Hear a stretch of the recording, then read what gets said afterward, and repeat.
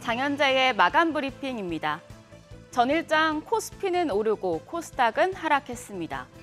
어느 한쪽, 어느 종목만 잘 나가는 것보단 다양한 업종이 동시에 강세를 보여야 지수가 상단을 뚫어줄 텐데요. 어제는 그 가능성을 봤던 장이었습니다. 오늘의 키워드, 선순환, 따뜻해지는 시장입니다. 그동안 2차 전지와 반도체가 시장을 주도했다면 어제는 자동차와 기계 업종이 강세였고 2차 전지와 반도체 쪽에서는 차익 실현 물량이 나오면서 키 맞추기 장세가 펼쳐졌습니다. 지수도 보면 코스피가 0.11% 올라서 2,550선, 코스닥은 1% 가까이 하락하면서 890선에 장을 마쳤습니다. 눈에 띄는 점은 이 코스닥 지수는 하락했지만 하락한 종목보다 상승 종목이 확연하게 많았다는 점입니다.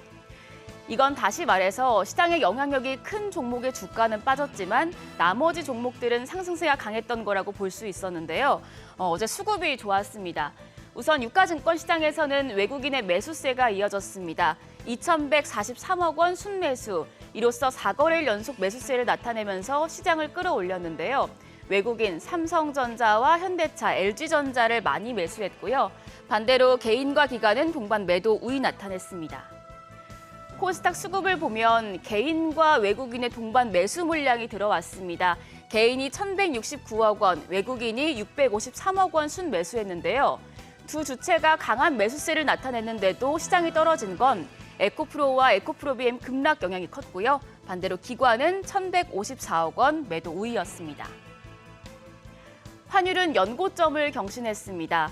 서울 외환시장에서 달러 대비 원화 환율 3원 50전 오른 1,325원 70전에 거래를 마쳤습니다.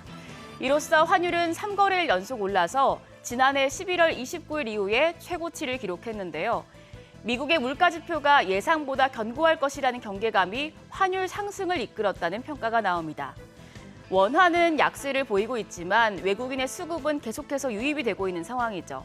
그럼 전일장 시가총액 상위 종목 보겠습니다. 어제도 삼성전자는 상승했습니다. 0.15% 올라 66,000원. 감산 발표 이후에 4거래일 연속 오름세고요. 반면 2위부터 5위권 종목은 하락했습니다. LG에너지솔루션이 3.28% 약세로 종가 59만 원, SK하이닉스가 1.63% 하락해 마감가 9만 300원, 삼성바이오로직스가 1.48% 빠져서 종가 80만 원이었고요. LG화학도 3.85% 하락했습니다. 마감가 77만 5천 원이었습니다. 시총 10위권 내에서는 자동차주의 강세가 강했는데요. 현대차 같은 경우에 3.18% 올라 종가 19만 8,200원이었고 기아도 1.29% 올라서 종가 8만 6,100원, 그리고 포스코홀딩스의 경우에 2.39% 올랐습니다. 종가는 40만 6,500원이었습니다. 코스닥 시장에선 시가총액 1, 2위 에코프로 이형제가 급락했습니다. 에코프로비엠이 6.28% 하락하면서 마감가 27만 6천 원이었고요. 에코프로가 무려 16.78% 하락했습니다. 80만 원대를 바라보던 주가는 64만 원으로 추락을 했는데요. 반면에 셀트리온 헬스케어가 12.86% 올랐죠. 종가는 7만 5,500원으로 셀트리온이 올해 1분기 호실적을 기록할 것이란 전망에 투자 심리가 개선된 영향입니다. 시가총액 3위 자리 다시 탈환하는 모습이었고요. LNF가 7.09% 하락한 반면 HLB가 3.45% 올라 종가 37,450원이었습니다. 그리고 셀트리온 제약도 7.45% 강세를 나타냈죠. 코스닥 시장에선 상승 종목이 더 많은데 지수가 빠진 거 에코프로 형제의 주가 하락 때문이었습니다. 주가가 이렇게 급락한 건 에코프로에 대해서 증권가에서 처음으로 매도 리포트가 나왔기 때문이었는데요. 하나증권 리포트 잠시 보고 넘어가도록 하겠습니다. 하나증권에서는 에코프로가 의미 있는 성과를 낸 위대한 기업은 맞는데 밸류에이션과 투자 시점으로 봤을 때는 좋은 주식이라고 보기는 어렵다고 평가를 했습니다.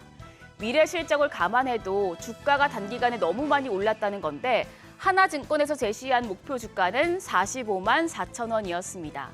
하나증권은 연결 자회사들이 내부 거래 조정 이후에 미실현 이익을 반영하기 시작하면서 밸류에이션의 논거는 확보했는데 4년 뒤인 2027년에 적정 시가총액이 11조 8천억 원 수준이라며 지금은 주가가 너무 과열돼 있다라고 판단을 했습니다.